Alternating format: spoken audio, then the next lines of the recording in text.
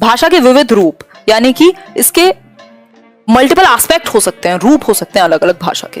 एक जो हम जन्म से सुनते आ रहे हैं मातृभाषा, मदर टंग जिसको आप कह देते हैं, इंग्लिश और हिंदी दोनों में। दूसरा एक रूप है राष्ट्रीय भाषा। मातृभाषा क्या है? जो हम अपने आसपास के, जो हम अपनी जन्मभूमि से कह लीजिए, या जो भी हम अपने आसपास अपने पर्यावरण से, जो वो पहली भाषा जो हम अपने माहौल से उठा रहे हैं एक तरीके से, या अर्जित कर ले रहे हैं, है ना। तो कह सकते हैं कि अपने घर से या अपने आसपास के माहौल से, जब माँ को पहला शिक्षक कहा जाता है, तो जो हमारे आसपास बोली जाती है, या जो हमारे घर की बोली, माँ की जो बोली है, उसको आप मातृभाषा कह लीजिए, क्योंकि सबसे ज्यादा क्लोज आप वही हैं। तो जो भी हमारे घर या आसपास हम क्या कर रहे हैं, जो अपने एनवायरमेंट से जिस भी भाषा को सबसे पहले उठा रहे हैं, सबसे पहले अर्जित कर रहे हैं, पहली भाषा भी आप इसको कह सकते हो एक तरीके से, मातृभाषा कहलाएगी। क्लियर हो गई बात। दूसरी एक बात है राष्ट्रभाषा।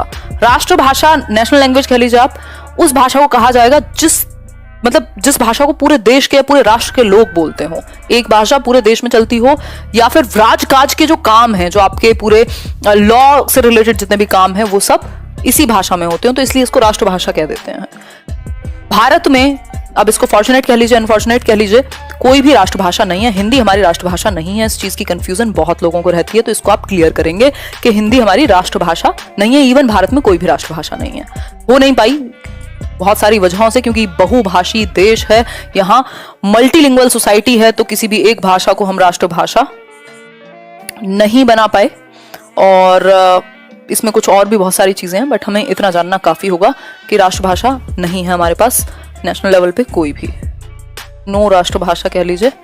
फिर इसके बाद आती है राजभाषा की बात। तो हिंदी हमारी राजभाषा है, जिसमें राजकाज के काम हो सकते हैं, जितने भी हमारे लीगल लेवल पे, जहां तक भी, तो राजभाषा के रूप में हम इसको इस्तेमाल में लाते हैं। तो हिंदी क्या है? राजभाषा है। ठीक है।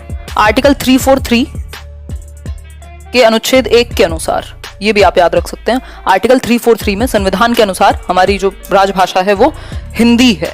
ठीक है बात। एक और एक्ट आपको याद आ रहा होगा, नहीं आ रहा हो तो कर लीजिए। एक ऑफिशियल ओला, मैं जिसको बोलती हूँ, ओला वो कैब वाला ओला नहीं है, ये ऑफिशियल लैंग्वेज एक्ट 1963 में आया था, if I am not wrong. तो इसमें ही कहा गया था कि जो हमारी ऑफिशियल लैंग्वेज है वो क्या है? हिंदी है, राजभाषा जिसको हम कह रहे हैं, और एसोसिएट ऑफिशियल लैंग्वेज हमारी इंग्लिश है।